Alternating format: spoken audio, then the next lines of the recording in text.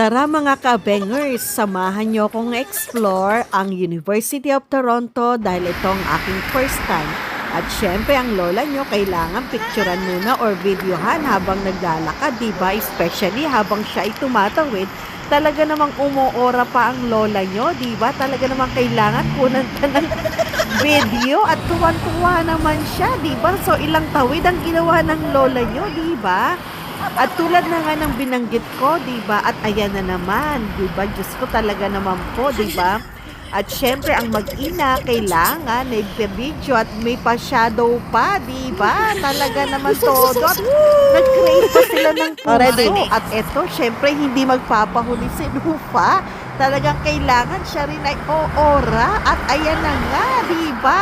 At syempre, eto na kami habang naglalakad papunta ng University of Toronto. Sabi ko nga kanina, first time ko, di ba, na pumunta. At syempre, ito ay accessible sa lahat kasi kahit saan mang sulok ka ng Toronto, ang University of Toronto ay madaling puntahan dahil maraming mga buses na pwede mong sakyan, di ba? Especially or mostly ay mga express na buses pa ang available at syempre ito ay 24 hours, di ba? At gaya nga ng sinabi ko, di ba, first time ko to, napakalapit lang namin sa bahay na to.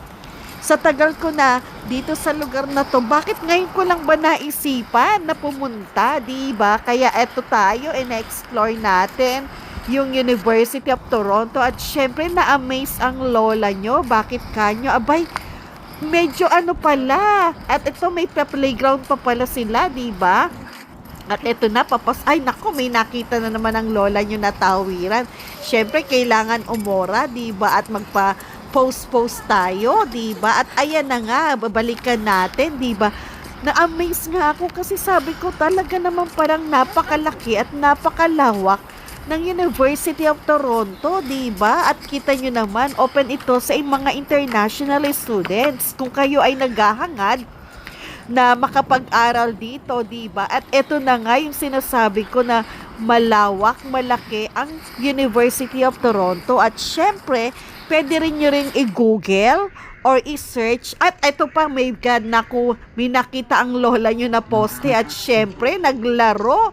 May paikot-ikot pa at pa-slow mo. At ayan na nga, wow, sumilip pa. Diba? At ayan na nga, balikan na nga natin, diba? So, nakita nyo naman ang sinasabi ko, diba? Talaga naman na-amaze ako, diba? At syempre, yung mga buildings, so ito, diba?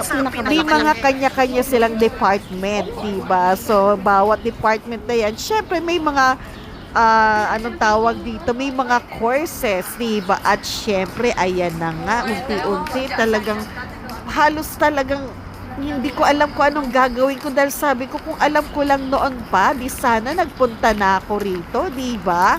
Lalo na't maganda yung panahon, kaya ang gagawin ko, dadalasan ko ang pagpunta rito. Kaya tara, samahan nyo ko uli sa susunod kong pagpunta at syempre, kailangan na-explore na nga natin, di ba, yung universe. At eto, wow, bakit ka mo nagulat si Rupa? Dahil meron palang gansa at ayun, tinuturo nga niya, di ba? Talagang sobrang gulat niya. At syempre, sabi ko pa nga sa kanya, puntahan namin yung isang lugar na yun kasi may nakita ko na isang pababa. Pero sabi niya, mami, hindi dyan. Dito tayo sa may hagdanan. Kaya sabi niya, doon tayo sa may hagdanan. And then, alam niyo ba kung ano man yung nakita ko? Talagang gulat na gulat na naman ako. Di ba naririnig niyo yung boses ko? Di ba?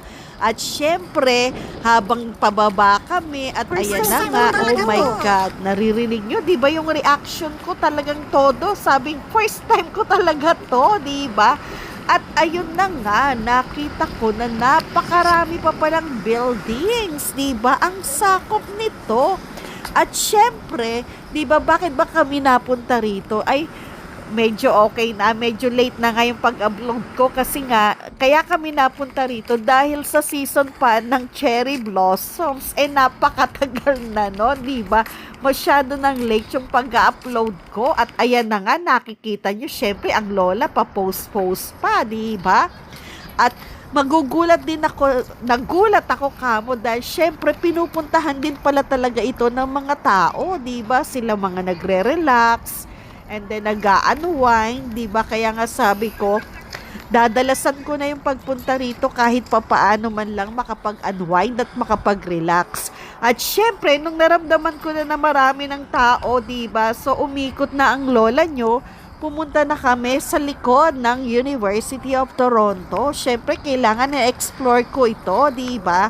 At nagulat nga ako, ayan, no, nakita nyo, di ba, dumadami na yung mga tao at talaga namang todo picture din sila sa cherry blossoms, di ba? Pasensya na nga kayo dahil medyo late ang pag-upload ko. At syempre, sabi ko nga, tumuloy na kami sa likod, di ba? And then nagulat din ako dahil meron din palang trail dito sa likod ng University of Toronto. Kaya minsan ang gagawin ko, 'di ba, kung may time ako, magte-trail talaga ako o kaya magbabike ako at ayan, 'di ba?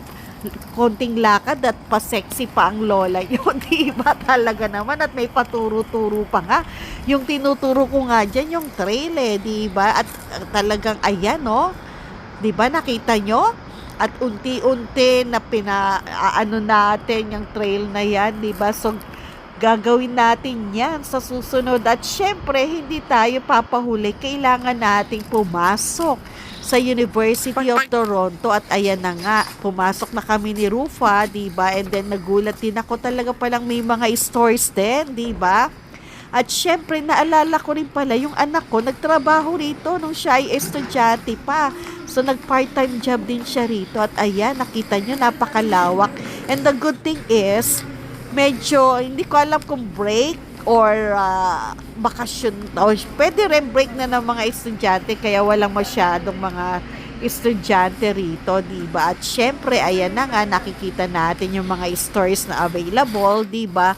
At ito, may ano pa rin pala, diba? Kompleto talaga, diba? At meron dito yung pinakasikat na coffee shop nga dito sa Toronto, diba? So, originally made dito yan. Kaya yan ang pinagmamalaki natin, diba?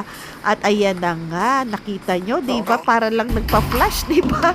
And then, ay nako, sobrang pagod ko dyan at hingal paakyat, diba? Kasi nalibot na namin. And then, syempre, pero ang oras nyo, diba? Talaga naman may pakaway-kaway pa na post. At ayan na nga, palabas na nga kami. Ay, akala nyo ba naligaw ako? Nagkamali ako. Di ba talagang halatadong first time ko? Tinawag lang ako ng anak ko. And then, syempre, eto na naman tayo. Di ba? Patakbo-takbo pa yan. Oh, at may nakitang magandang spot at umikot pa. Di ba? Talaga naman. Hindi pwedeng mawala yung pagpo-post. Dapat uupo nga ako dyan kaya lang siya madumi. Kaya sabi ko, ayan na lang, post, sayaw ng konti, diba? At napagod ang lola nyo. Nagpahinga ng saglit dahil maglalakad na naman kami pa uwi. Kaya bye!